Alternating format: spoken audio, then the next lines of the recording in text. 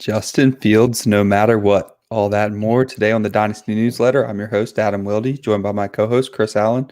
Chris, we are on to round 3. What have we got so far? Not just for today, but let's just talk about the draft in general. I mean, first round, I thought was like right off the bat. I mean, nothing but fireworks. I mean, just a lot of great picks. We finally get the conclusion of the Mac Jones to San Francisco saga. That concludes. We get some sanity prevails, as I heard our buddy Sigmund Bloom saying like repeatedly. So I just thought that the first round was just a lot of I think the chalk hit like for quite a bit of it. And people were crushing draft pops, right? Yeah, exactly. I mean, you see guys like Josh Norris, like absolutely killing the mock draft contest. So I just thought, I just thought it was it was an exciting evening to say the least. So I'm definitely want to hop into some of these picks. Let's talk about this. Let's get this mock draft rolling so we can at least start to think about what does this mean for the dynasty value of these prospects now. And we'll talk about this as we go through it. I don't think anybody really thought that this class was going to be a class that once you get into the middle of the second round, let's say SuperFlex, SuperFlex non-tight end premium, because that's the type of scoring we're going to use for this mock draft tonight. I didn't think there was going to be at least a ton of value like once you get into the middle of the second round. And even after as we're watching some of these picks go on live, I think right now we're watching Washington make their pick in 74th overall. I'm not excited about any of these guys. I mean, to be quite, I remember we're seeing still waiting on a couple guys we think we'll be excited for, but you're right so far. Yeah. I mean, because I know that a lot of folks were saying back in January, February, I want to have all of the middle second round picks like for this rookie draft.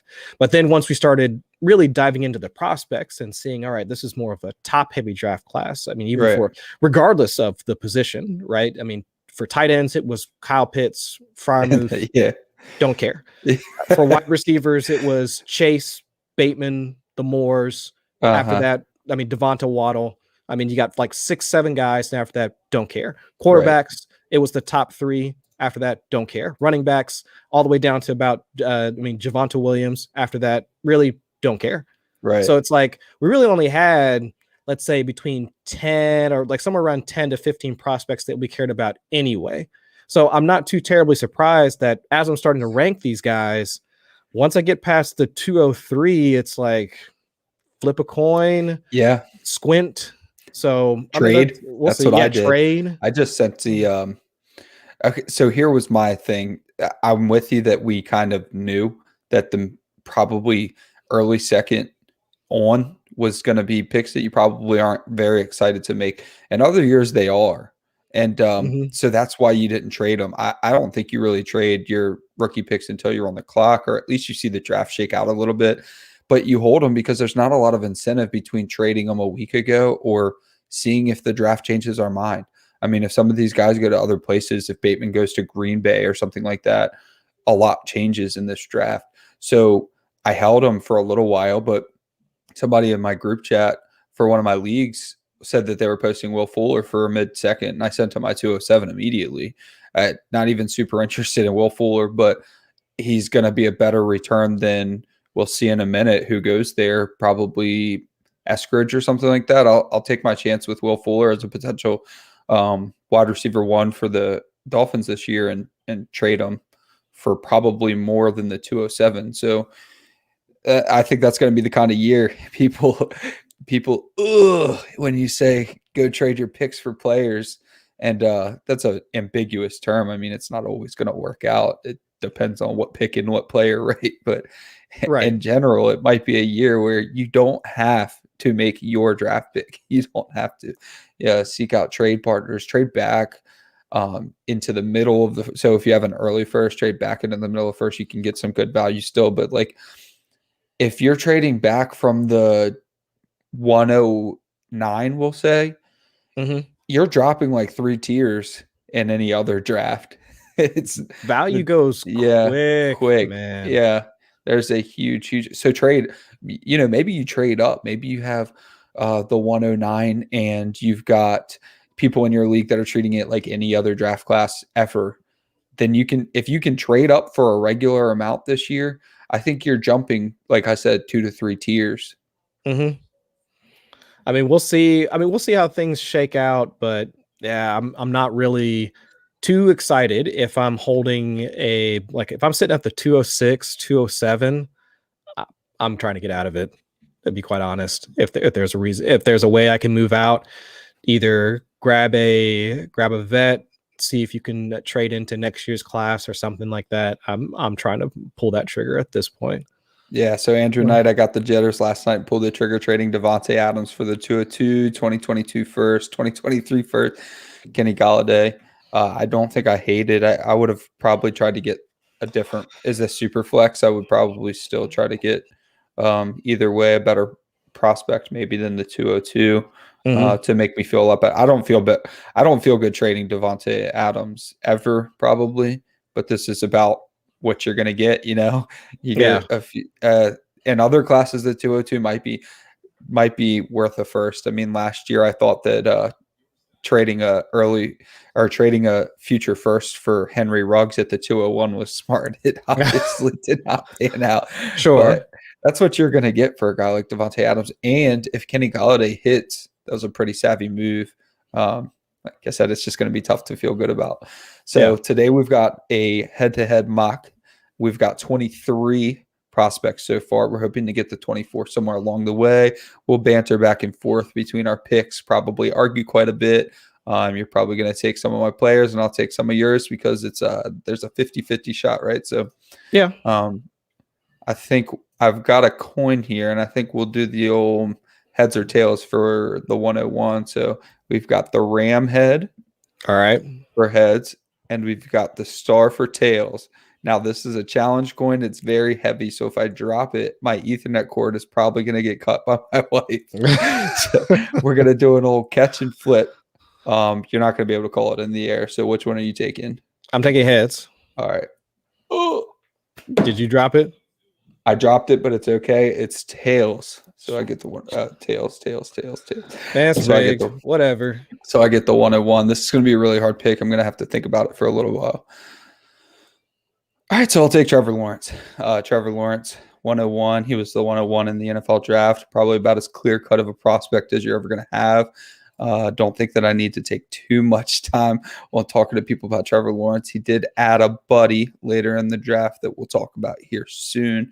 I like the pick of Trevor Lawrence. I don't necessarily like where the rest of the draft has gone for him. We'll get into that a little bit in the future, but the weapons were already there. I was already talking about Jacksonville. I was already pumping the Jacksonville bags in best ball. I always look for cheap stacks. I mean, I'm always trying to stack Carson Wentz and T.Y. Hilton in the middle there, something like that. So I've had a lot of Trevor Lawrence, RIP, James Robinson, and DJ Chark. I still got DJ Chark to the moon. I think it's going to be incredible. So yeah, Trevor Lawrence is my 101, and that puts you on the clock at 102. Okay. Since I'm vamping for a second because there's something I'm trying to do here because I want to show this real quick. All right. So my daggone, man, I had the tweet pulled up and everything and I completely lost it. So I'm still at the 102. It's still going to be Fields for me. I know that San Francisco was going to be like the prime spot. Yes. And even still, I mean, I don't care. I mean, Chicago, you have to like the fact that, I mean, Chicago went out and, I mean, they wound up trading up in order to grab him. Doesn't even matter, like the other guys that they've got sitting there on the roster. Don't care about Trubisky. Do not care, absolutely do not care about Andy Dalton, even though loved my Bengals.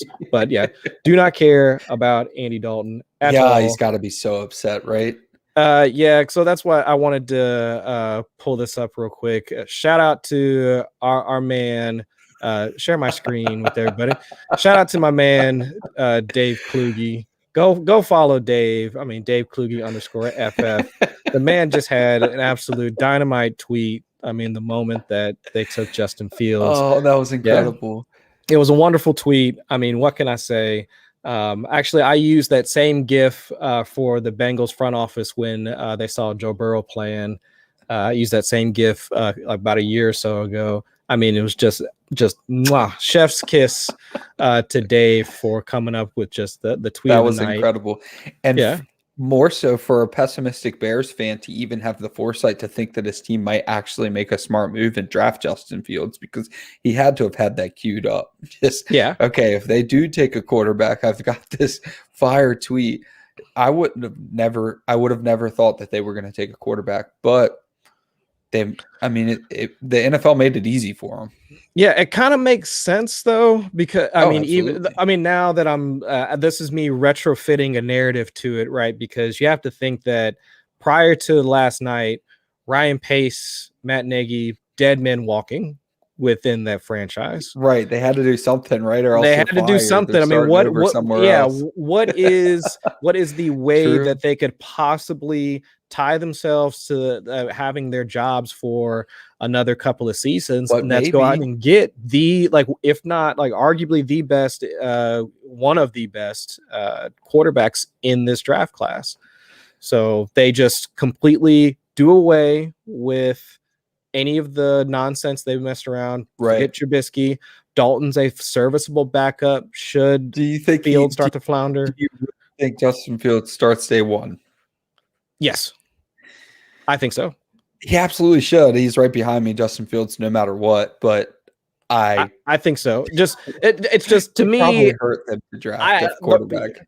See, I want to float this narrative past Sig and see if the mayor of Narrative Street would buy into this, because that's now the narrative I'm going to run with. In that there was no other way that Ryan Pace and Matt Nagy could save their jobs. Right. They trade up, they get Justin Fields. He comes out, starts week 1, and then they're just off to the races. I mean, as long as they're showing progress, right? I don't know if they wind up 9-8 or something like that at the end of the season. I don't know what the expectations are, but as long as they're showing improvement, as long as they can start to get that offense back on track. Now, Allen Robinson has legitimately the best quarterback without even having played a down in the NFL. Justin Fields is the best quarterback he's ever played with.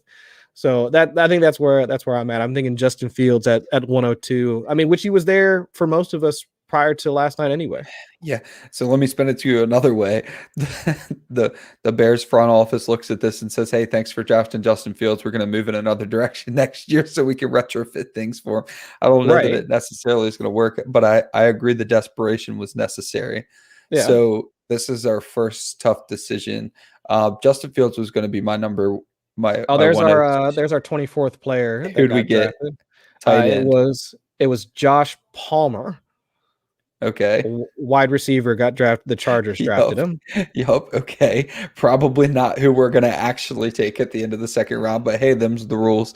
Yeah. So we get to 103, and this is where it gets kind of hairy for me, because Trey Lance went at 103 in the real NFL draft, and I was never going to put him over Justin Fields. I just didn't see enough out of him in college. When I've seen so much from Justin Fields, I'm not knocking Trey Lance for the amount that he played. It's just that Justin Fields was just incredible. I mean, the storylines that Justin Fields produced, he was legendary to me. So Justin Fields was always going to be my 102. You snagged him for me. I think I'm safe going Trey Lance here. I think you do need to go all 3 quarterbacks back to back to back. That means we're skipping somebody, and we'll figure out which one of us lands with them. But Trey Lance 103 for me. And Kyle Shanahan offense, San Francisco, tons and tons and tons of weapons. Unfortunately, they lost your boy Jerick McKinnon, but that's fine. He's going to take over. He's going to take care of things in Kansas City and get himself a Super Bowl ring, which he should have had already anyway. So that's fine. So I do think that, hey, Trey Lance was a great pick. Sig loved it. Waldman loved it. But I thought it should have been Fields. And Fields fell. Yeah, still worth the 102 in my opinion for Fields. But Trey which Lance, is 103. so much. I mean, I think so much about that Lance pick. I mean, we can go off on just, I think that whole storyline of reporters connecting the dots, Right. everybody saying it's Mac Jones, it's Mac Jones, it's Mac Jones, betting market saying it's Mac Jones, Mac Jones, Mac Jones. And then, I mean, then that night, it was after Shanahan goes out and basically says it was always Lance. Like, So this that whole was so Jones funny. stuff is wild. Okay, did they need to trade up for Trey Lance? Let's think about that for a second. That is true. They didn't need to do that. I don't know. I think I'd have to sit on it for a little bit longer and actually analyze the board, but no, I don't think so. I don't think so, but I mean, who knows? I mean, with as much smoke that was being thrown around about Carolina being interested, New England trying to trade up. I mean, True. There would have been a lot of. I mean, so I mean, kudos to them for just completely just not saying anything and just letting the media run with it, and then they wound up getting their guy. Didn't in the even end. call their coaches? That's incredible. Yeah, You guys knew who they were taking that night.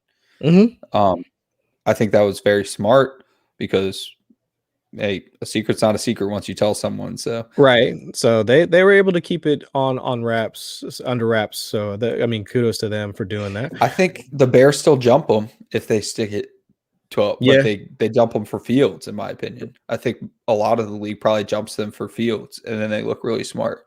Could be, yeah, for sure. I could definitely see that happening. All right, so back to me. You got a tough decision. Yeah, are you going to break the seal or what? Bucko 4. Yeah, I'm gonna break the seal. I think there's a decent enough teardrop that I'm gonna go Najee Harris here at 104. Okay. I don't mind, honestly, from a redraft perspective, I can understand folks like wanting to shy away from Harris like in year one. I can see him being one of those guys that gets drafted in the, I don't know, let's say like rounds 5 through 7, like almost like where we were valuing like David Montgomery at like last year. Right. I can see that where like his ADP kind of sliding into that range. But from a talent perspective, already knew he was one of the top running backs in the class.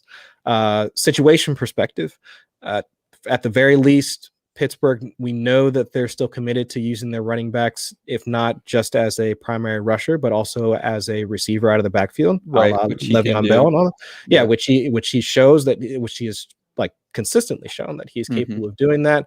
And so then we also know that the opportunity is going to be there for him as well. I mean, it's not like they don't have any incentive to try and keep mashing in like Benny Snell or any of those other guys. So from, I mean, talent, opportunity, situation, he checks all those boxes. While we do and should have concerns about Pittsburgh's offensive line and how it's been deteriorating over the past couple of seasons. I mean, for all intents and purposes, I think Najee Harris should still be like one of your top running back picks from a dynasty perspective. Yeah, I think that he's far and away the best running back in this class. And I know that that's not popular opinion. I mean, we talked to you and I talked to Waldman at different times last night. He's got Trey Sermon as his number one running back. I think he's falling a little further than he expects, but others have Javonte Williams. And hey, Etienne, for all intents and purposes, if Nick Saban is just blowing smoke and Etienne is not going to be a first round, third down back, then Etienne landed in a prime spot too. But I think Najee Harris checks all the boxes. I mean, I know it's cliche, but everything you need a running back to do as a bell cow, he does. And I talk about it extensively. There are not very many bell cows in the NFL anymore, and you really don't fall into bell cow roles. James Robinson's the one exception. Obviously, he doesn't even get to be a bell cow anymore, even though he was incredible at it. But it's the one exception, and it took injuries. It took sickness. It just doesn't happen.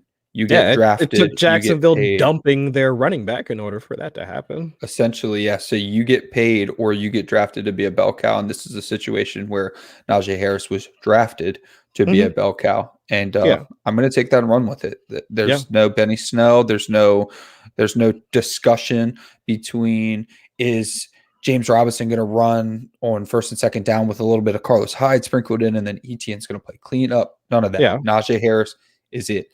And just a side note, the guy did his draft party at the homeless shelter that he spent extensive time in as a child. I mean, pair that with the story that he did not want anyone to know about of driving 9 hours to go support his teammates in a pro day he wasn't participating in. So yeah, I mean, hard think to not about that. cheer I for the mean, guy. so Benny Snell, 4th rounder, Anthony McFarland Jr., also a 4th rounder. I Yeah. mean, the Steelers have, I mean, the delta in draft capital that they've now spent on that position is just Harris completely blows both those guys out of the water. Right. So it should be Harris first, second, third down, goal line. I mean, he should get all of the work. Yep. Absolutely. Okay. Well, that means I'm going to break another seal here. Going with your boy Ja'Marr Chase. And, I knew you had an inkling that he'd get to you in one more pick, but I'm not doing it. There's the quarterback, like you said, the quarterback tier is too large for me. I don't care that Zach Wilson went 102 in the real NFL draft. Doesn't mean that I have to take him that early. Ja'Marr Chase for me. Yes, it does. Ja'Marr Chase, incredible prospect. We talked about it last night with Sig. Basically, I was pointing out that some of these wide receivers that we're seeing go early. So you've got your Devonta Smith, you've got your Waddle, and you've got Ja'Marr Chase.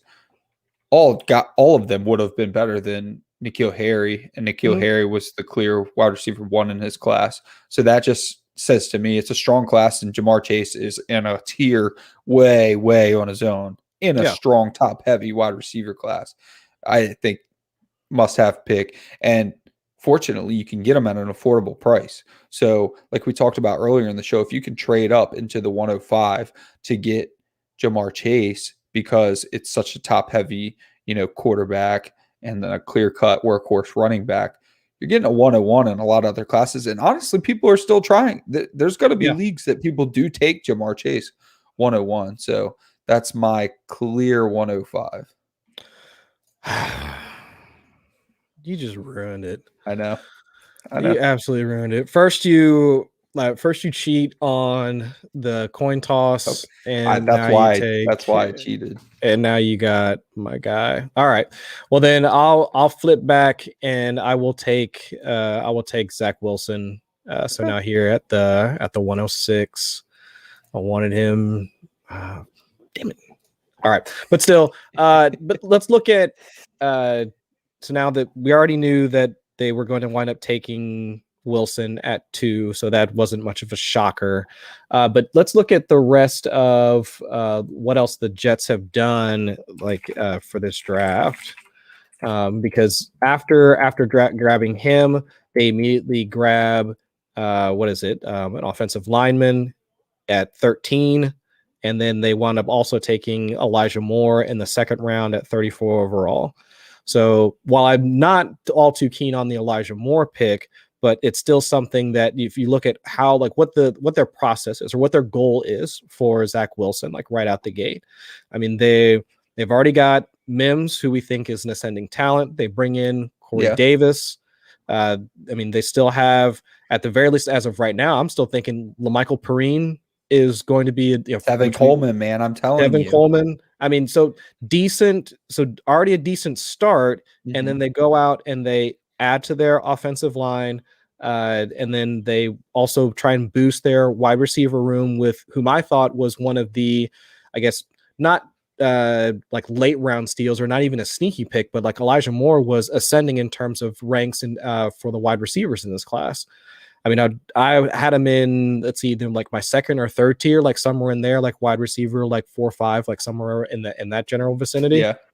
But look at what the Jets are trying to do. I mean, they bring in Wilson, get some offensive line talent behind him. If I'm looking at checking out Football Outsiders over the past couple of seasons, I mean, the Jets have been bottom 4, bottom 5 in terms of adjusted sack rate, so they could definitely use the help.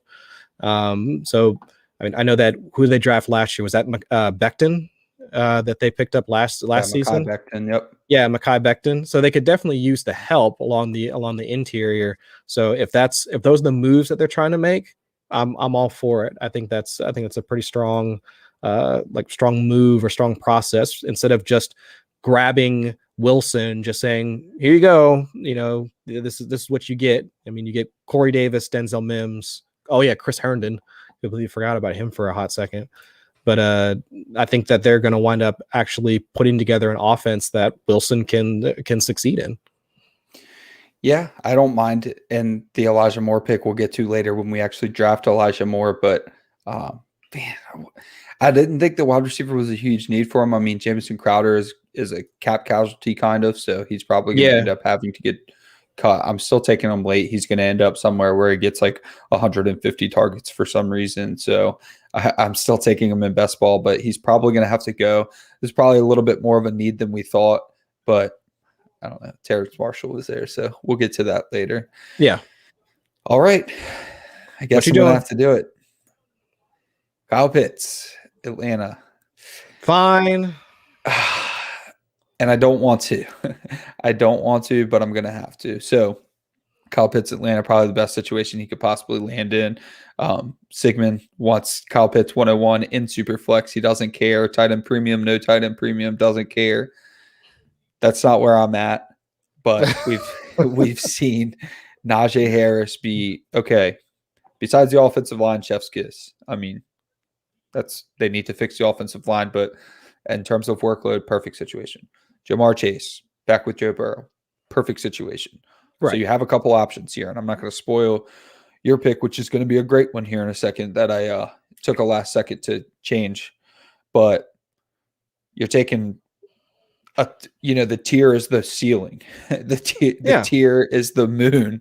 And then you have, down to earth with the rest of the guys in the tight end class. So if you're looking tight end, if you're looking for a unicorn, as people keep saying, it's going to be Kyle Pitts. And when we get in this range, this is okay. This is where people were taking Hawkinson. Fant was going pretty close to this range. I mean, this is a reasonable tight end range. Yeah, I don't think the 101 is a reasonable tight end range, but hey, Kyle Pitts it is. Yeah, that's probably where I would have gone. I think like 6, 7, 8, like somewhere in there makes the most sense. Like for me, if it's tight end premium, I'm sure somebody's going to wind up reaching for him at some point. Yeah. I love the fit for what Atlanta's obviously trying to do now. I mean, it's assuming Julio's healthy, that is a fire offense, like right there. Yeah, it's going to be incredible. They should compete, man. Now, thinking about that though, does this make you want to try and send out offers for a guy like Matt Ryan? See if you can slide him in on the cheap, because with all of the discussion over the last month to 2 months about we need mobile quarterbacks. You need to have a mobile quarterback. We've been talking about Jalen Hurts. We were talking about, even Joe Burrow to an extent, but Justin Herbert, Kyler Murray, Dak Prescott. I mean, it's all about mobile. But Matt Ryan, if we're looking at all of the production he's connected to, Julio Jones, Calvin Ridley, now Kyle Pitts, Russell Gage. We don't even care. Mike Davis is going to be serviceable too, man. We know that he can sexy, also. He's what does Adam Levitan call him? 90% CMC. Yeah. So if there's enough there that we think that, there's enough production there for a quarterback to at least be somewhat fantasy viable, you trying to move for him at this point? I don't think so, because I think that this is going to be a quote unquote prove it year. Because a point that I made to Sig last night my initial argument with Kyle Pitts was, if Kyle Pitts gets to the point where he's more expensive than George Kittle, and in leagues he probably is now, there are probably leagues where people agree with Sig and would prefer to have Kyle Pitts than George Kittle now. If that's the case, just give me George Kittle, because it's the meme that keeps going around. Yeah. It's like, hey, I could have anything. I could even have the guy that I wanted. So it's like, why take George Kittle when Kyle Pitts could be George Kittle? Yeah. Well, just take George Kittle. You know what I mean? Or just take Travis Kelce. And it's Dynasty. Well, I've been playing Dynasty for 11 years. I'm not in any of the same leagues. I mean, I love the people that are in the same home leagues and that might keep a guy for 11 years, but how often do you have a guy for 11 years? Like I will be more than happy with 6 years of prime George Kittle. You know what I mean? Yeah. And then I don't have to worry about if and here's another thing about Kyle Pitts. It's like, I don't wish for him to fail as somebody that's not taking him at 101. I wish for him to have TJ Hawkinson's production year 1 and year 2, which Sure. like everyone scoffs at. It's like, dude, no, that's what they do. Like TJ Hawkinson is on a successful tight end track, and people hate on him because he was a top 10 pick and he's not Travis Kelce already. Oh, well, he's not like Evan Ingram his rookie season. Right, which was just an insane situation. Like Evan Ingram was not that caliber player, right? And everyone was just hurt. So I went on this whole tangent to say no. I probably don't go by Matt Ryan because you have this weird thing where he probably gets a slight boost because they drafted Kyle Pitts. At the same time, might be gone in a year because if this year doesn't work out, it's been about 2-3 years in a row that they've had a contending roster and have not contended. How long do you get to do that and keep your job? And I'm not even saying it's Matt Ryan's fault. It's just in the NFL when things don't go well. Yeah, some of it, but you have to think also, I mean, they were riddled. Their defense was absolutely riddled with injuries 2 seasons ago. I don't think a lot of it was Matt Ryan's fault, to be honest, but when things aren't going well and you have a contending roster, the QB goes. That's just what happens. I don't know. His red zone interceptions, if it wasn't last season, it was the year prior. Like they were absolutely atrocious. That's fair. And also a quick update, Dyami Brown goes to Washington. There we go. Yeah, so that's good on him. Yeah, him with now Ryan we don't have to draft Palmer, right? I mean, him with Fitzpatrick is fire, man. Yeah, I love that. All right, so where are we at right now? So we're at the 108? 108. All right, so I'm gonna go ahead and take Travis Etienne here at the 108. I'm not as so we go back to the same discussion we were having about with Najee Harris, right? If you look at that backfield and what Jacksonville has invested in their current backfield, James Robinson, UDFA. I get it, and I know even after the press conference last night, Urban Meyer comes out and says what they want to use. They want to use what was Hyde and Robinson as the 1-2 down backs, and then Etienne is like the 3rd down back. Like, man, what? Okay, fine. I mean, if that's what you want to tell, like, if you want to tell the media that, like, after making that pick about how things are going to go, that's fine. But you can't tell me you're going to draft a talent like Etienne and then try and pigeonhole him into the Chris Thompson role. That, I mean, something's not adding up here. Someone's going to have to make this make sense to me because there's nothing about. I mean, not to say that Etienne can't be a great pass catcher. Right. I mean, how many? I think he had 40 receptions or something like that his senior season or something along those lines. But either way, I mean, there's just no way that I can get behind this idea that like James Robinson, for as good as he was, UDFA from a completely previous regime, is going to be able to hold off a guy like Etienne. But yes, UDFA, and yes, from a previous regime, but 1,000-yard rusher in the NFL. Sure, he'll get his shot. And that doesn't get added to the description on Twitter when everyone says that James Robinson is not going to have any factor. We have the discussion. No factor. Right. I'm saying it's more of it's going to be a much faster ascension for Etienne than like we're assuming. Like everybody looks at that situation and it's just like, I don't want to have anything to do with it. Etienne's and it's Dynasty. Yeah, and it's Dynasty. We have to really look at this from a longer point of view. And to be quite honest, since we're having this discussion right now, I mean, seeing Etienne at the 108, and I don't think that it's illogical to think he's going to go there, but that makes me want to pick him up there, or try and find it, because I think that's a lot of value right there. I do think that's about. Well, who are you taking? I mean, yeah, it's value, but also I'm looking at this ticker go across the bottom, and I don't wish I took him over pick, so it's like that's the part. It's like you're stuck in this, like we're stuck between a rock and a hard place. It's like I can't see myself taking him over maybe Pitts, right? I can see him at the 107, and that's fine. But ahead of any of his other guys, I can't see him ahead of Chase. Can't see him in a super flex. You can't see him in front of any of the quarterbacks we've already discussed. Right. So it's like, but that makes him, to me, that makes him a value. That makes him one of those guys that I wouldn't mind selecting at that point, regardless of what Yeah, I things just going to think look it's like. fair. I think that's correct. I mean, I'm going to make a pick that I would have taken instead of him, but I do think it's correct. I mean, this pick or the next pick is the correct spot to take him.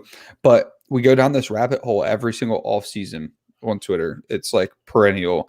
When does draft capital stop mattering? Right? That question always comes up. And it's different for everybody, and nobody has a correct answer. My argument is after you rush for 1,000 yards in the NFL, you don't have to be referred to as the UDFA anymore. You get to be referred to as a 1,000-yard rusher. So it's like it has to work both ways because we use it.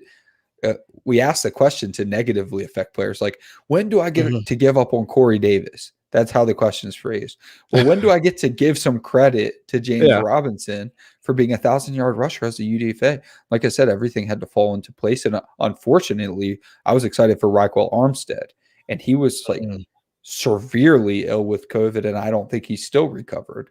So maybe with Raquel Armstead, we don't even see James Robinson. And I get it, he was a pass regime, but I'm still going to draft. You talk basketball a little bit. When I see Etienne go, he's going to get boosted to like the third. He was going in the fourth. He's probably going to get boosted to like the third.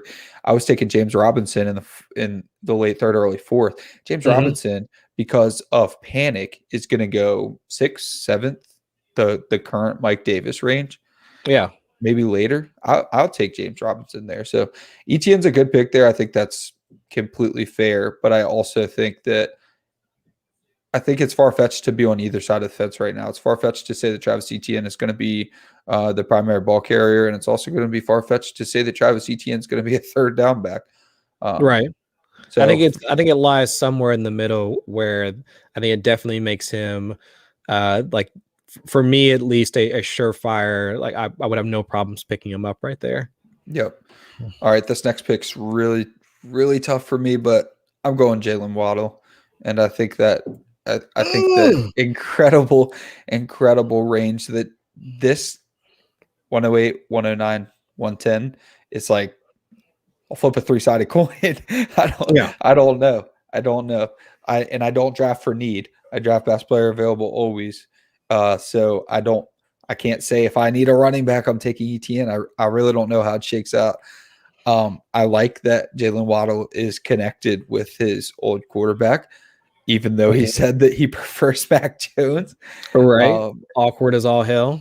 But the next guy's connected with his old quarterback that I love too, that was on this chalkboard for 2 months. So it's like, it's a really tough decision you're going to have to make, but we'll talk about Jaylen Waddle specifically for a moment. Devonta Parker looks like he's ready to get out of there. Will Fuller's on a 1-year contract. Preston Williams coming off an ACL tear. I don't think any of those guys. Okay, I don't want to say that Jaylen Waddle leads the team in target in year one because it's very, very rare for a rookie. But he's got a very close path to compete for leading the team in targets in year one. Almost definitely leads the team in targets in year two. Maybe Mike Gesicki doesn't get traded anymore because they didn't end up getting a Kyle Pitts. So, whatever. But I'm not worried about that anyway. So Jaylen Waddle has serious, clear-cut wide receiver one potential early. Like not Jamar Chase early. And you know what?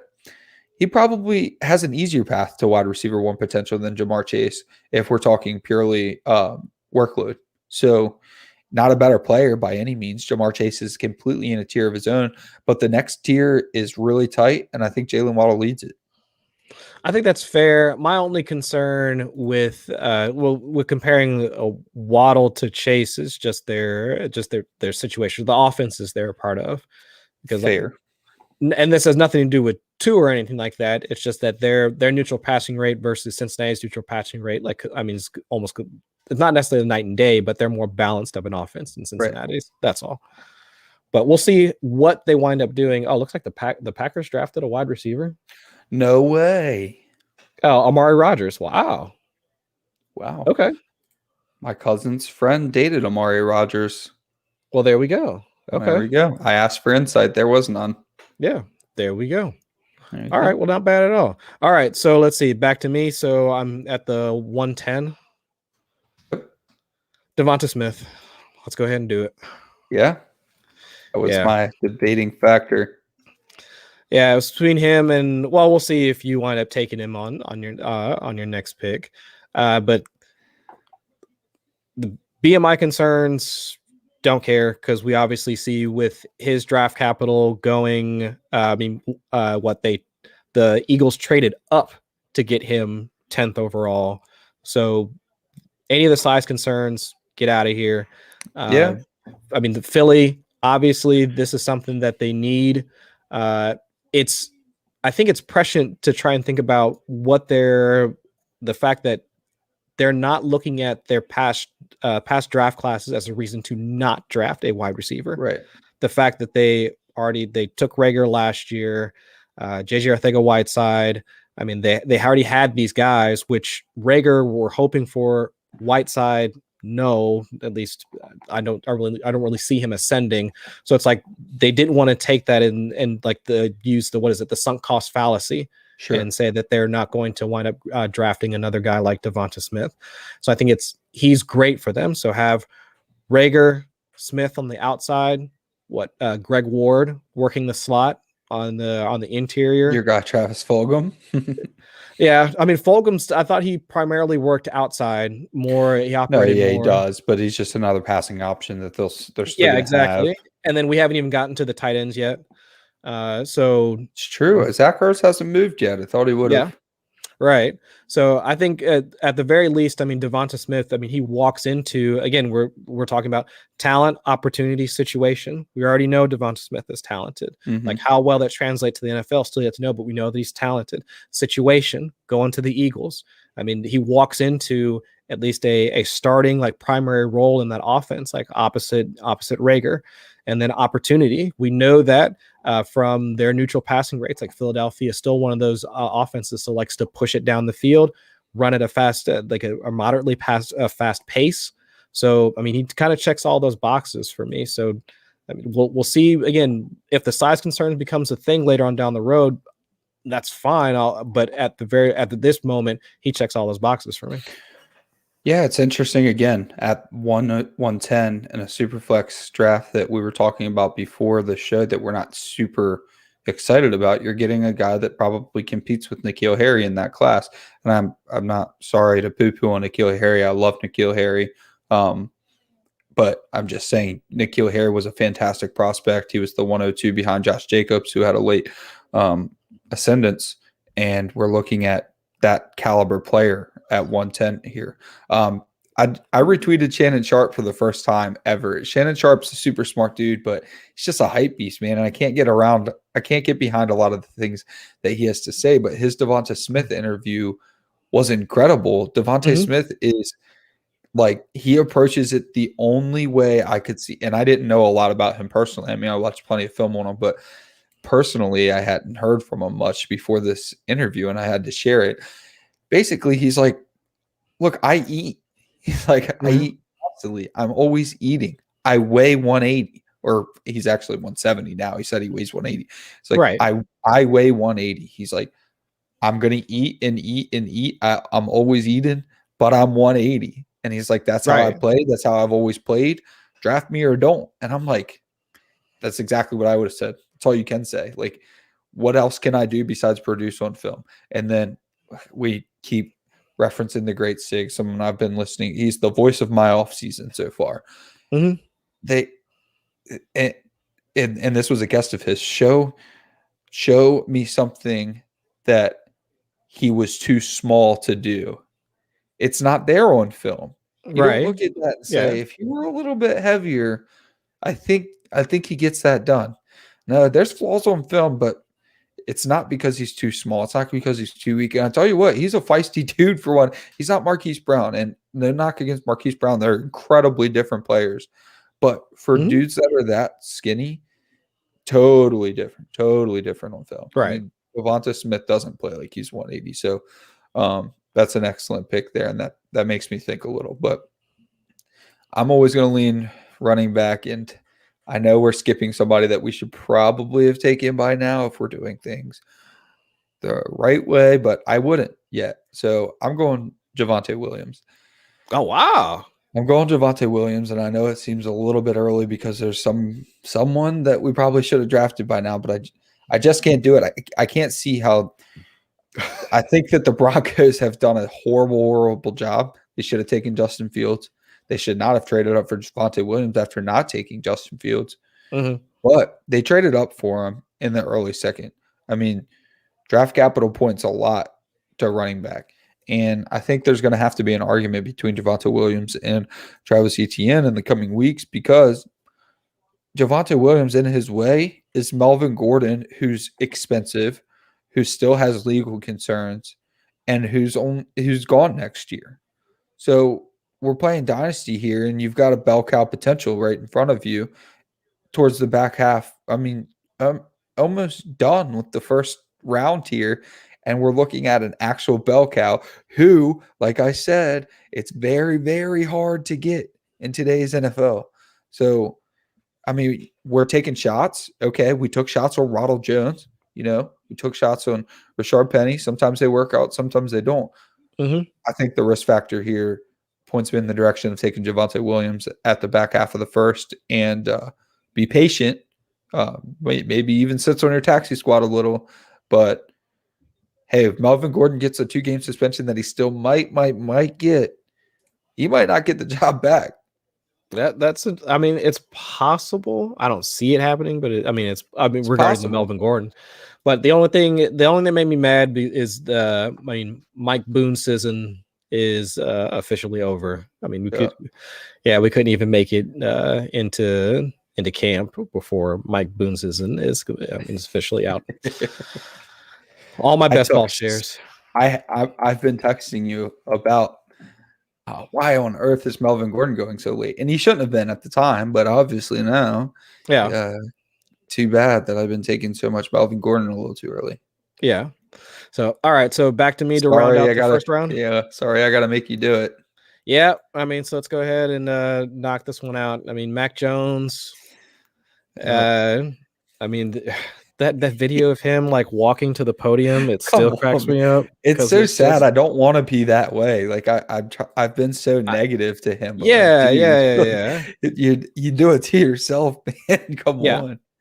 Yeah. So I think it completely makes sense that New England, given where they're at with Cam and with the way that the rest of the quarterbacks like wound up shaking up, in order for them to wind up getting Mac Jones at 15. Absolutely makes sense to me. Now, I do not think they're going to, the 49ers took Trey Sermon. Well, wow. That changes things. I don't change any pick yet, but I don't think it changes one. I would, because we're at the 112 right now. Yeah. If not this very pick, then the next one. I think that's probably where I'm at. I think I got lucky, but I tell you what, if it makes you feel any better, I still would have had to take Mac Jones over him. Yeah, I think still Mac Jones ahead of him, but let me ramble on Jones for a second, because don't see him starting at all this season. Yeah, we talked about that. We talked about that probably 4 shows. If it's Mac Jones, he's probably not starting right away. Yeah, but I still think that obviously they must think that he's going to be their future. It's easy to see how he winds up just completely picking up where Cam leaves off in 2021. So I have no issue with selecting him at the back end of your first round draft. Yeah, absolutely. That's where you have to take him. And I'm sitting here as you make the pick, and I'm like, really? Did we mess up? Like, I don't want to put bad information out there, and I'm looking at our ticker, and I'm like, no, for any of them. So it's weird that we got a franchise quarterback going at 112, but yeah, I didn't want him earlier. So yeah, but is it weird though? If you think about it, comparing them to, like, trying to think of where Josh Allen's not even a good example because he got traded, and everyone hated Josh Allen, but they still traded up for him. Right. So, and And that we don't really was have that back after the situation here. first. Yeah. Oh, I guess, yeah, I see your point. Like, they traded up for Josh Allen, who everyone hated on, and he was still back of the first. So, yeah. Well, I'm sorry for your luck, but I'm taking Trey Sermon at 201. Yeah, that's what I mean. I don't hate it. I mean, as soon as I saw the pick, I get that you probably the optimal selection would still be Mac Jones like over Trey Sermon, but I still think that Trey Sermon at the top of the second round, that should be where he goes, man. Yeah, I mean that's there's still some good wide receivers here, but so this is just us going head to head. But in a regular draft, I mean, there's 4 wide receivers that I like still, and they're in a similar tier. So it's like, why would I pick one of these 4? I'll either trade back, get some value, or I'm probably just going to take Trey Sermon here because he's similar argument to Javonte Williams. I mean, Raheem Mostert, if you want to talk about UDFA, well, I think he was a 6th-round pick, but don't quote me on that, but that was years ago. But it's been 6 different teams, oft injured, a complete running back when he's healthy. I mean, Raheem Mostert has the ability to be a 3-down back, but not often healthy. Jerick McKinnon's gone. Tevin Coleman's gone. So, and everyone was drafting Jeff Wilson at reasonable rate in their 0 RB strategy. It's like, well, Trey Sermon shouldn't allow Jeff Wilson to see the field ever. So, yeah. Is he going to start right away? No, absolutely not. But hey, I trust Matt Waldman just about more than anyone, and he has Trey Sermon as his running back 1 overall. Yeah, it fits absolutely well. I mean, I think they run a similar scheme to what Sermon had seen in terms of blocking. I think like a wide zone scheme.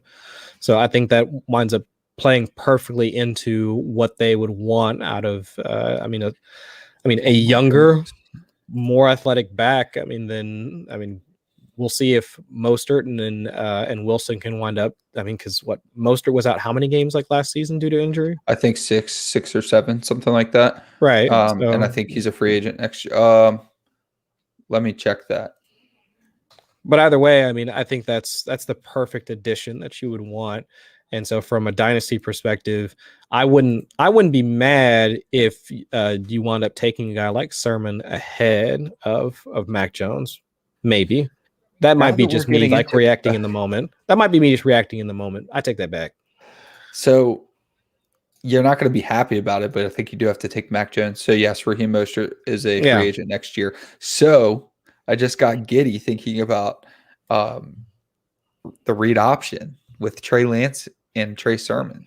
Yeah. Wow. And actually, so now hopefully like nobody in that league is actually watching this video or will watch this video. But I mean, that 112 that we just traded for in that pros versus shows, I mean, that I'm eyeing Trey Sermon with that pick, to be quite honest with you. But that's 1 QB, I think. Oh, that's true. Yeah, it's not still eyeing Trey Sermon if they're going to let me. I mean, honestly, to think if we could flip AJ Dillon and turn him into Trey Sermon, that's not bad at all. I mean, I kind of dig that. Okay, so back to me, 201. 202. 202. Okay. So we'll flip back some good options here. I'm going Rondale. Okay. Yeah, Rondale. He's one of the ones left that I like. Yeah, I mean, the size was always a concern, but crazy, I don't care. I mean, I don't care that he's like him and Kyler. I mean, Kyler's going to be thrown to a guy that's shorter than him out there on the field. And they can't leave this man alone. So many tweets saying that they drafted Rondale more to make Kyler Murray feel better. Well, yeah, but also that makes me really sad though. But for Andy Isabella at the same time, I don't know. I thought that was a bad pick at the time. I was hopeful that he would wind up turning into a thing. But where did he play? Where did Isabella come from? Boston, something like that. Yes, I believe you're right. Yeah, but still, I was hoping that they would find a way to incorporate him into the offense. Or you might be right. UMass, yep. But I mean, second round draft capital. We know that from his talent that he showed at Purdue. I mean, the guy is an absolute monster from the slot. We know that that's going to be an area that was immediately vacated by like Fitz being gone. We were hoping that Christian Kirk would be a larger portion of his targets will come from the slot. Mm-hmm. That's definitely not going to happen now. We'll see if AJ Green winds up rotating in there as the big slot. But yeah, we texted back and forth about that for a while. It's like, how's that even going to work? Because we thought AJ Green was at a point in his career where he is going to be a productive big slot. And now, unfortunately, I think he just got accelerated to being an awesome veteran presence. Like, I didn't think he was at that point, but he's not. Yeah. When you have Christian Kirk and you have Rondale Moore now, and I guess Andy Isabella, who's going to work on the outside. So I guess they'll split time with AJ. But I think AJ Green got kicked right back out of the slot role. And I thought he actually was going to be productive. I think I took him as my last pick in a few best ball drafts because I thought he would be productive in the big slot role. And there's just no room for him to play big slot. They're going to say, sorry, we need you to go back outside and try to get it done, which last year wasn't necessarily all AJ Green's fault. I mean, he did look washed, unfortunately, but he had an ungodly amount of uncatchable passes, which is weird from Joe Burrow, but he did. Mm-hmm. So I don't know. I don't know if AJ Green's completely washed, but I know that Rondale Moore's probably going to demand the majority of the slot, and Christian Kirk's going to have to play outside where he hasn't necessarily been the most productive. So it might be over for Christian Kirk's season. It could be. I mean, but we've seen Kirk have productive games, but they just come in spurts, right? When your ADOT jumps from 8 to 13 on a week-to-week basis, I mean, it's very difficult to try and peg which week that you want to try and invest in. Some games it's Jarvis, some games it's Marquise Brown. It's like, so I could see a situation where it could be Andy Isabella and Christian Kirk on the outside, and then you have Rondale and AJ on the interior. You could swap that and have Rondale and Kirk playing from the slot, Isabella and AJ on the outside. I mean, you could see them going back and forth in that because Christian Kirk has played on the perimeter quite a bit. Well, I mean, you're forgetting DeAndre Hopkins, so you probably don't see any Andy Isabella. Oh yeah, I mean, right. I'm just saying how they're going to have like what their rotation is going to be with Hopkins out on the field all the time. Right. So honestly, what Cliff wants to do is have wide receivers that can play every position. And he said that multiple times. Yeah. I don't know that Rondale Moore necessarily will. I mean, he might not be able to do that. People who absolutely love him that will say he can, and maybe they're right. But I hate being the size guy. Like, if you can play, you can play. But at 5'7", you're going to have a really, really hard time getting it done outside in the NFL. Yeah. I'm going to have to pull up. So folks, do your homework. Go check out reception perception or something like that, and go and find out what if we think that if it's possible for a guy like Rondale Moore to succeed on the perimeter, which I think it's possible, especially given the way that offense has been running. Can we see? I could honestly see him working the short to intermediate areas of the field while Hopkins opens does one of those clear out routes and gives more the ability to work underneath, something like that. So it's entirely in the range of outcomes. All right, so where am I at? Where are we at right now? 204? It's 203, and it's on me. I have to type in my pick because he was not in order. All right. Who you got? All right, I'm going with Terrance Marshall. I'm going with Terrance Marshall. I can't believe he fell so far. I think he fell behind a lot of players that had no business being ahead of him, and maybe something medical came out. I'm not sure. We'll figure that out later. But yeah, I think Terrance Marshall to Carolina is incredible, and we don't do vacated targets here. I believe in Peter Howard. I understand his method. I'm not going to point out that Curtis Samuel's vacated targets, and I don't necessarily believe that Terrance Marshall is going to fill that void that Curtis Samuel left anyways. But there is room for Terrance Marshall to be productive early, and Anderson's probably gone next year. Almost definitely gone next year. So you're talking about a situation where Terrance Marshall can jump into, I don't really like the 1A, 1B. Like he's 2. Like he's going to be their 2 behind DJ Moore. But DJ Moore just got his 5th-year option picked up. They don't have to re-sign DJ Moore next year. So, and there's been no extension talk yet. I think that Terrance Marshall might be in store for a sneaky easy path to being probably not Sam Darnold's future wide receiver 1, and getting him this late in the draft is pretty incredible to me. Yeah. Okay. All right. So back to me. Man, you're going to stick me with this dude, huh? I almost took him, and then I remembered Terrance Marshall, and I was like, oh, crap, I didn't write him. Yeah, because that's who I was going to take. But all right. I mean, first round draft capital has to account for something. Yeah, I'll take Toney. Yeah, that's fine. Okay. Not happy about it. To me, it feels like I'm not even talking about it's like his situation, because we were talking about this earlier. I mean, first round, for all the first rounders we've talked about, it was talent, situation, opportunity, right? We were looking for that intersection of those 3 things. Talent wise, I thought he was overdrafted. Honestly, I thought that there were a couple of other guys that I thought definitely should have gone ahead of him. I'm honestly surprised that, because he went before Bateman. I mean, he went before Elijah Moore.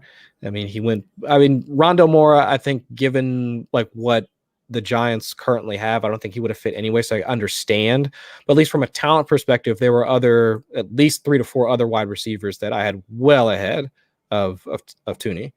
So wasn't a fan of that. So that's that's maybe a slight checkbox or check mark like for that situation. We're already looking at, they made the move for Kenny Galladay, Slayton, Shep, Ingram, Barkley. Whatever cliche you want to add to it, I don't care.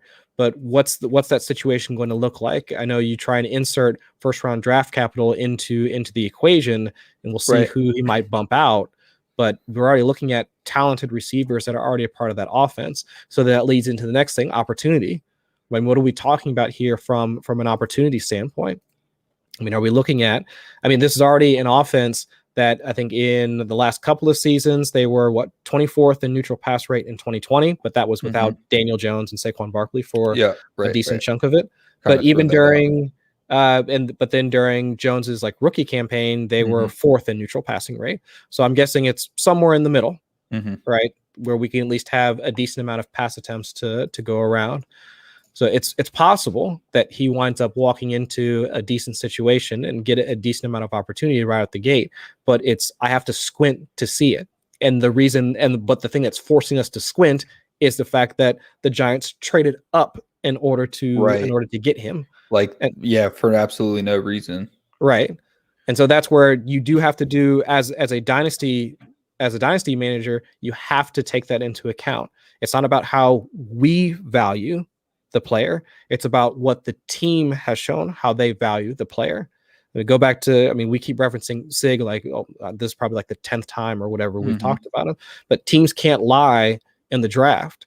So what would be their impetus for not just letting the draft come to them and drafting Toney when they probably could have in the second round, but they wind up trading up in order to get him. True. To me, they can't lie in the draft, but they can still be bad. Yeah, but to me, that signals they're looking for something. Well, so I was just on overthecap.com. I thought that I was mistaken, but Sterling Shepard and Darius Slayton are locked up for at least the next 2 years, both of them. Right. So that was interesting to me. Why were you looking for Kadarius Toney? And Kenny and Galladay's on contract for, I forget, 4-year deal. That's what I thought. And so they can't even get out of his contract. I wasn't even considering that. So why? That's what I don't get. And where's the room for him? So I only interrupted because I listened to the same point, and I felt the same way. But when it's Dave Gettleman, you can't lie, but you can still be bad. And he has been bad. And they made, I think they made a big mistake. I mean, they had so many other needs.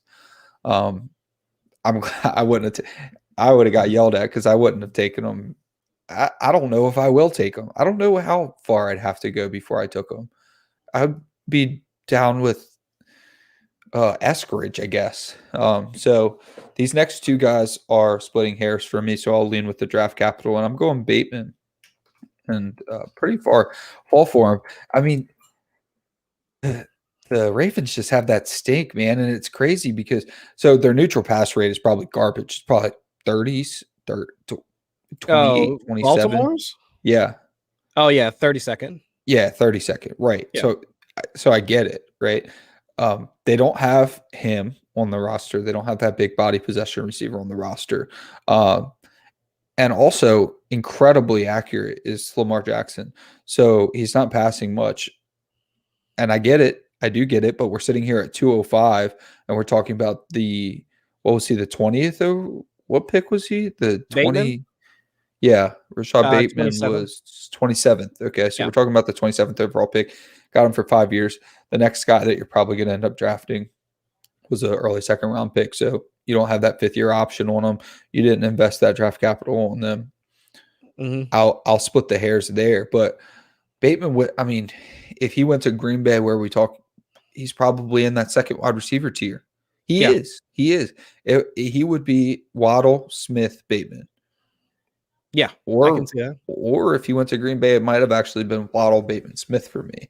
So, it's you got to get rid of the Ravens stink when you have this much value, and you're talking about a prospect that he is with Waddle and Smith as a prospect. It's just 32nd in neutral passing rate. I get it. Can only go so far though. He can only fall so far. He's an incredible player. Yeah, no, I agree.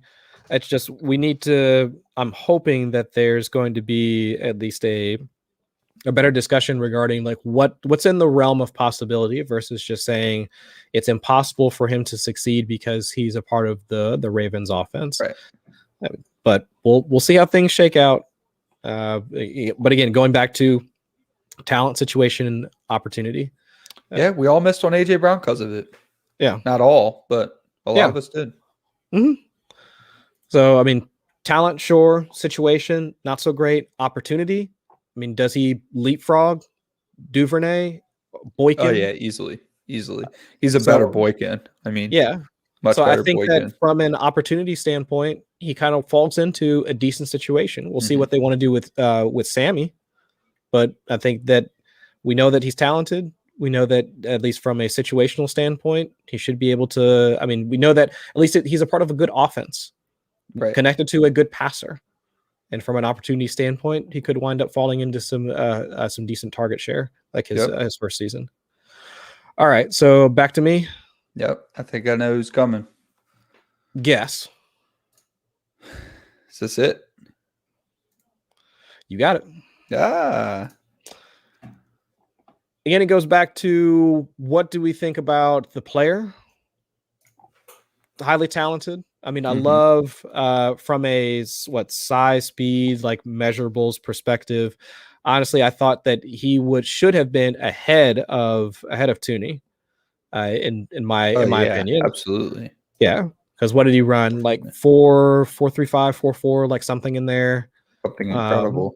Yeah. So I think, and I've heard the comps to guys like Tyler Lockett or whatever, like where I mean. Can play the slot, can play outside, but if we're looking at what the team could use, we've got Mims already there. We talked about Corey Davis.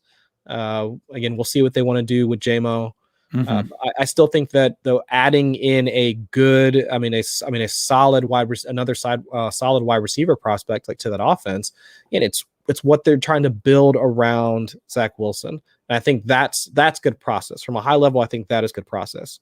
Right. You get the quarterback, you get an offensive lineman, you get a wide receiver to go with them. I think that is good process.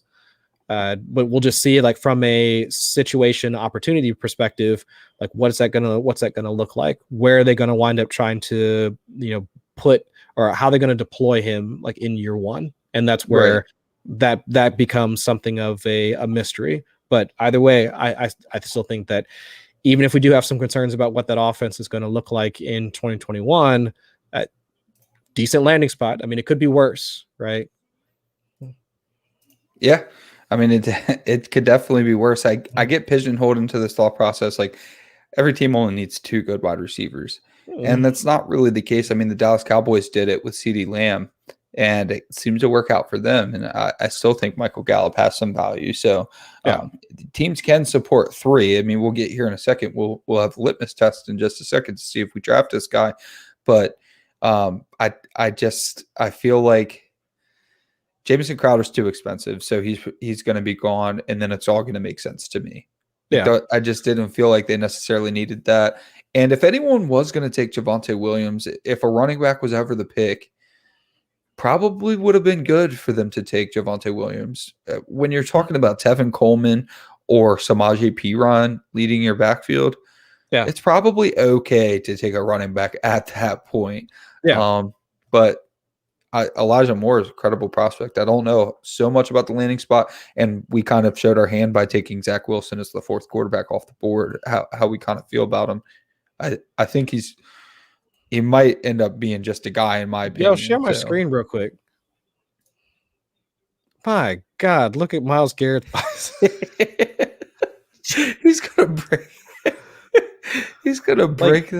My goodness, man, we get it. Like, you work out, bro. Like, at what point are you too big? I mean, oh my God. I think what we just witnessed, Cleveland Browns defense, man, it's gonna be something else. I think we just witnessed the point where you were too big. Yeah, I mean, shoo.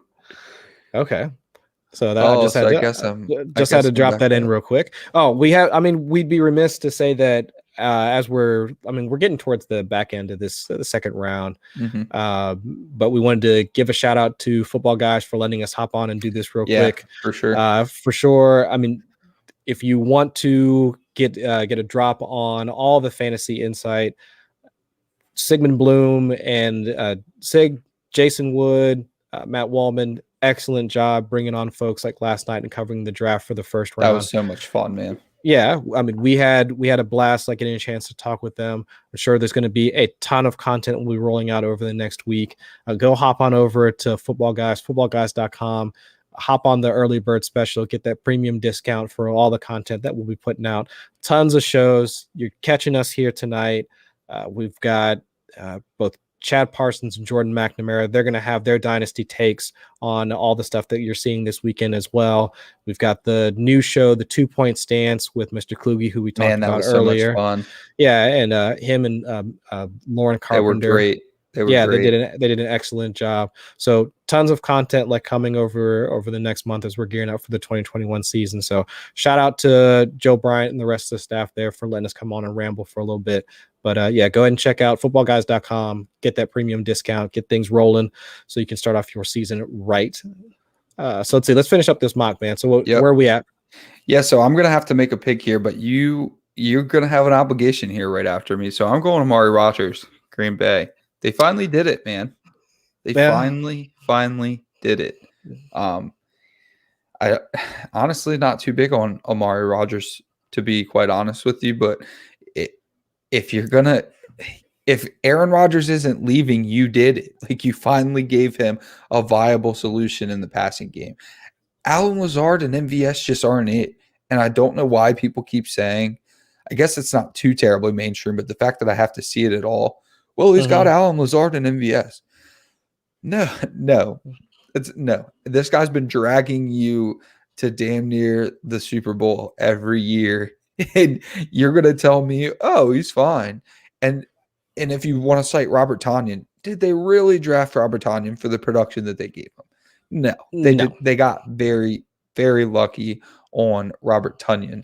So Amari Rodgers, I think, is going to be a very valuable asset to Aaron Rodgers if Aaron Rodgers sticks around. I don't necessarily believe that's going to be the case, but all I can say is they finally did it. And if a landing spot's ever going to matter, you connected him to a very angry Aaron Rodgers, who has been desperately pleading for a wide receiver.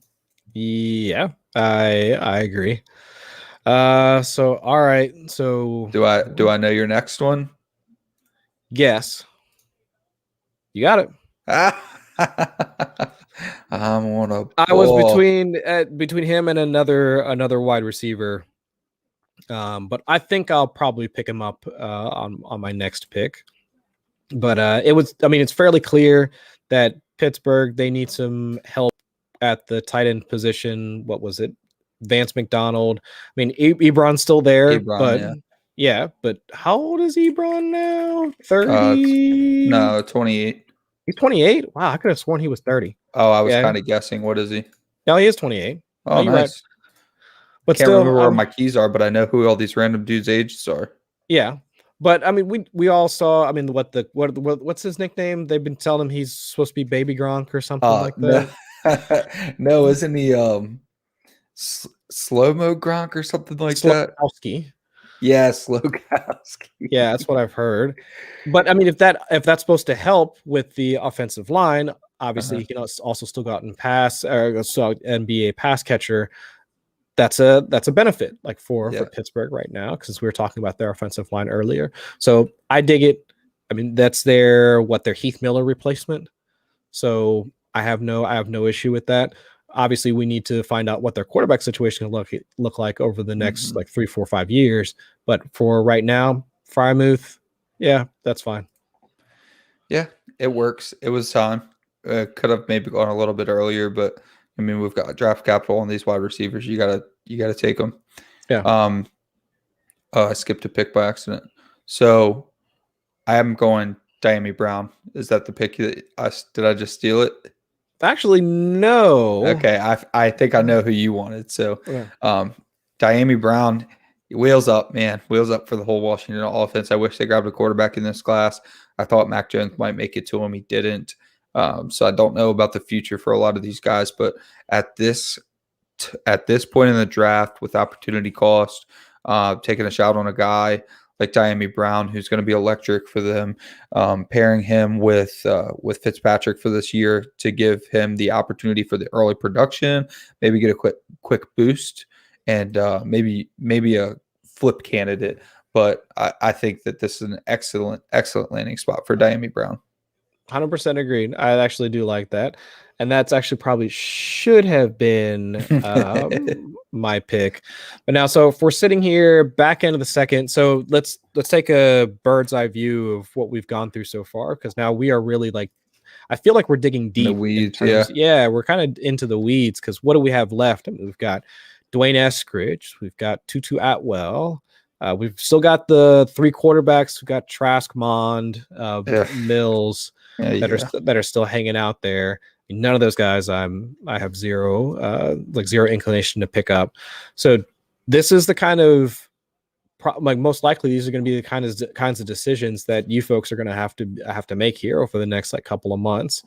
And for me personally, actually my next pick is probably a guy that you're not even on right now.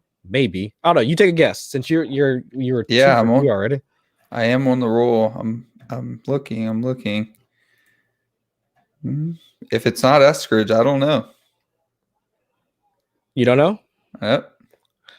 Anthony Schwartz. Oh, no. I didn't even know he was drafted yet. Yeah, I'm going to take Anthony Schwartz. He went to Cleveland. Uh-huh.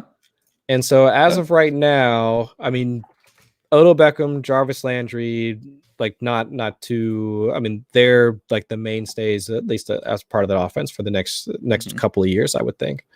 But Rashard Higgins, Kadarius Hodge, I think Higgins is set to be a free agent after he got a 1 year. Yeah, after this season. He's set to be out. Kadarius Hodge also set to be out. Both good players. But if you look at Anthony Schwartz, his production profile, I mean, and also his workout metrics, I mean, shoot, 4.3 40. I mean, high speed score, So I think that, and also he's one of those guys that he kind of fits that mold of can do or can play like multiple positions or like multiple receiving spots. So I'm interested in what he can do if I'm thinking about a guy that could, possibly become a part of that offense like later on down the line. So I'm interested because if I'm looking at those other guys, Eskridge, Atwell, just don't see how, like, I don't see what their path to production is going to look like. Right. Because again, if I'm going back to, because again, my process looking at talent, situation, opportunity, we're not going to see a number of guys really checking that talent portion at this point in the draft. But situation and opportunity, what's the opportunity there in Seattle? What's the opportunity for Tutu in with LA with the Rams, right? Yeah. I really can't see a path to, like, not necessarily instant success in their rookie season, but even moving forward. With Schwartz, I can squint, but I can see him like kind of working in, especially with the ancillary receivers that are part of Cleveland, possibly on their way out, like after at least one of them on their way out after this season. Yeah, that's not a bad pick at all. I will go with Dwayne Eskridge here. Maybe they will let Russ cook. I don't know. I don't really have a read on that situation anymore, to be quite honest with you. I don't know how happy Russ is there, if they're still looking to trade. The trade would have happened by now. I mean, they're not going to trade him after the draft. So I'd imagine he's staying. Not super psyched to make the pick, to be quite honest. I'd probably trade back a little bit into the third when some of these other guys get drafted. We're going to get the fourth round, the fifth round soon. A little bit after the fourth is where it starts to get dicey. Stop kind of caring. But I do think that you could trade back here. You could trade back for one of these quarterbacks if you liked one of them. I don't have any particular interest in Dwayne Eskridge. Besides, this is about where you're going to get them at. And I like to have players attached to good quarterbacks. I mean, I don't like revolving doors at quarterback when I have assets in Dynasty. And two, you need someone to get on the ball, right? So yeah.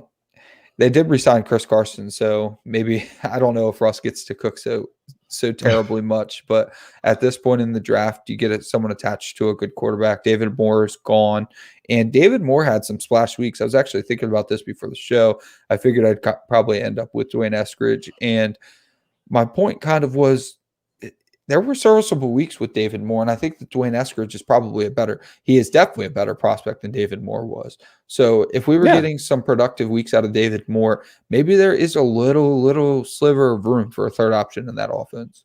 It's entirely possible. I think I can see that. I'm not going to push back on that one. I'll take mine coming out of left field now because where are we at now? This is the last pick, man. This is the last pick? Ooh. For Mr. Irrelevant. Mr. Irrelevant? Well, then I'm gonna make it semi-relevant. I'm gonna take Tre Mckitty. Okay. Tight end. He just got drafted a minute ago to the Chargers. That's a surprise to me. Yeah. So Tre McKinney Jones. I dig it. We were all hyped for Donald Parham. Mm-hmm. I know they've got Jared Cook. Can't see that lasting too terribly long. Well, no. Yeah. So, again, talent, situation, opportunity. I mean, if we're looking at from a situation standpoint, we can definitely see a path to a guy like McKitty seeing time on the field, getting a chance to catch passes from Justin Herbert. Opportunities should be there as well. So I'm thinking that's a pretty decent dart throw for the back end of the second round. Tight end premium will probably also get pushed up as well. Probably, yeah. Yeah. But I just think if we're looking at the guys that are still left out on the board, so Tutu Atwell still out there, Kyle Trask, Kellen Mond, Davis Mills, those are at least the four guys that are on my sheet that didn't get drafted. And some might take a quarterback earlier than we did, but I have had zero interest in any of it. I haven't seen a speck of anything that made me think that these guys were anything above serviceable backups, and the NFL obviously needs serviceable backups, so good on them. But I have no interest in drafting anyone outside the top five. Right. So it's just I would rather take that dart throw on a onesie position like tight end there than looking at a guy that is probably, I mean, Tutu Atwell probably wind up on somebody's taxi squad, to be quite honest. I think Tutu Atwell ends up being more helpful to the Rams than he does to anybody's dynasty roster. I know that's cliche, but they're gonna have to scheme him, and when it's a player that you have to scheme open because he's 5'8", 149 pounds, guys. I mean, and Tariq Cohen, okay, you get an outlier.